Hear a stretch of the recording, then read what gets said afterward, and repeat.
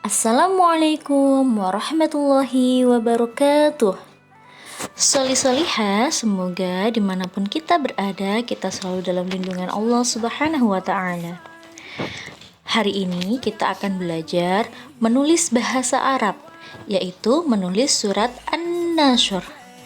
An-Nasyr artinya adalah pertolongan. Nasrullah berarti pertolongan dari Allah Subhanahu wa Ta'ala. Simak video ini dengan seksama ya. Terima kasih. Marilah kita mulai dengan menulis basmalah terlebih dahulu. Bismillahirrahmanirrahim.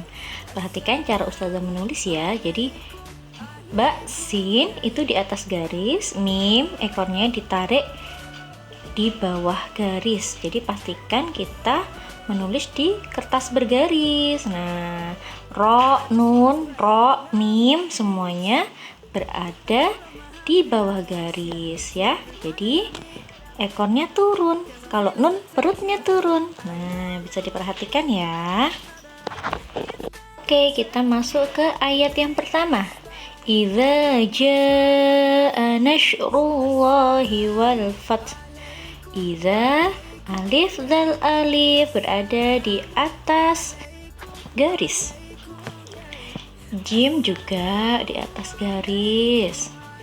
Kemudian nasrullah, jadi nun short di atas garis. Ro ekornya ditarik di bawah garis.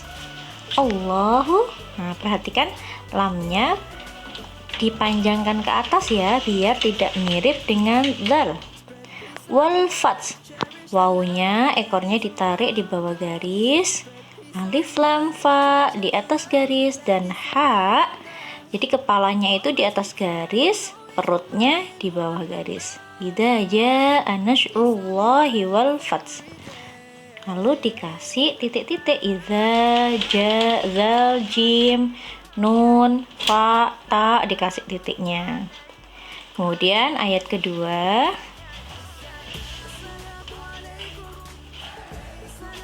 Wa ra'aitan nasa yadkhuluna fi dinillahi afwaja. Jadi waro, wau ro ekornya di bawah garis. Aita semuanya harus ada di atas garis. Annas, nah alif lam nun alifnya di atas garis. Sin kepalanya jadi kayak buat tasdid ya, angka 3 tapi menghadap ke atas. Lalu kemudian perutnya ditarik di bawah garis. Selanjutnya khuluna, ho kepalanya di atas garis. Karena dia bersambung maka tidak perlu diberi perut. Kemudian lam di atas garis, waw nun ekornya ditarik di bawah garis. Fi zinillahi afwajan. Fasabbih bihamdi rabbika wastaghfir. Nah, kalau ini banyak yang di atas garis ya. Fasabbih, haknya dikasih perut. Jadi turun di bawah garis. Bihamdi rabbika wastaghfir. Nah, selanjutnya innahu kana tawwaba. Lalu diberi nomor ayat. Solih-solihah, boleh sekali kok kalau saat menulis nanti melihat juz amma atau Al-Qur'an ya. Perhatikan, alif, ba, ta, sa semuanya harus di atas garis ya. Abata, sa, bata semuanya harus di atas garis. Selanjutnya jim, ha, dan ho. Nah, jadi jim, ha, ho itu kepalanya di atas garis tapi perutnya itu yang buncit di bawah garis ya. Tapi kalau misalkan dia bersambung, maka Jim ha ho itu perutnya hilang, tinggal kepalanya saja. Contohnya bihamdi. Nah, bisa kan solih-solihah? Lalu huruf dal dan zal. Nah, dal dan zal itu hurufnya selalu di atas. Ingat, dalam membuat dal dan zal jangan terlalu tinggi agar tidak sama seperti lam. Ro dan zan juga seperti itu. Jadi dia harus turun ke bawah, ada ekornya ke bawah. Oke, solih-solihah. Selanjutnya adalah huruf sin, shin, shod, dod. Nah, ada perutnya semua kan? Nah, perutnya itu turun di bawah garis. Tapi kalau mereka bersambung, maka perutnya hilang, hampir sama seperti jim, ha, dan ho. Selanjutnya adalah huruf to dan do. Itu sama. Jadi mereka tetap di atas garis. Lalu huruf ain, ghain. Ain dan ghain kepalanya di atas.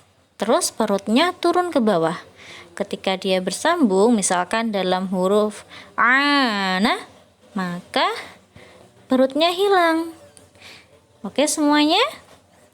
Selanjutnya adalah huruf fa, qaf. Nah, fa dan qaf juga seperti itu. Kepalanya di atas garis, kemudian ekornya turun di bawah garis. Tapi ketika dia bersambung, maka semua hurufnya berada di atas garis. Misalkan fa qafa. Nah, karena fa yang terakhir itu tidak bersambung, maka tetap dikasih ekor. Selanjutnya adalah huruf lam. Huruf lam itu harus turun ke bawah. Kenapa? Jadi dia seperti pancing ya, anak-anak. Harus turun ke bawah. Kenapa? Karena agar tidak mirip dengan dal. Perhatikan contohnya ketika kita menulis Allahu, karena dia bersambung dengan huruf lain, maka dia tidak diturunkan. Kalau sendirian atau huruf hijaiyah tunggal, maka lam itu harus diturunkan. Selanjutnya adalah mim. Mim itu ada ekornya ya. Jadi bisa berbentuk seperti yang pertama itu ataupun yang kedua. Jadi ketika mim bersambung, maka dia pun juga tidak punya ekor. Selanjutnya adalah waw. Nah, waw itu hurufnya selalu turun ke bawah. Ingat, tidak boleh menulis waw terlalu kecil dan di tengah-tengah antara dua garis. Karena ketika kecil itu mirip dengan dhammah. Terakhir adalah huruf ya. Jadi seperti itu ya anak-anak, yaitu kayak kita membuat huruf S tapi dikasih ekor.